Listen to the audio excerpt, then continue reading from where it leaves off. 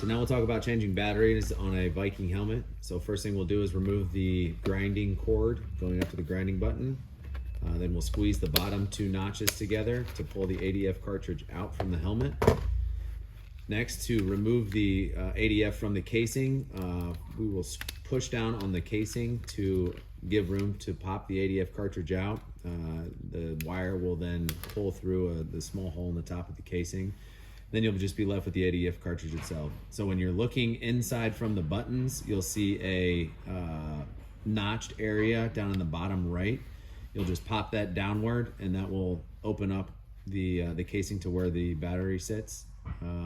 Then you'll just get a new battery, slide it in, pop that in, push it up, and then you'll refeed everything backwards. So you'll feed the wire up through the casing, attach the casing inside, or attach the ADF inside the casing, and then install the ADF to the helmet.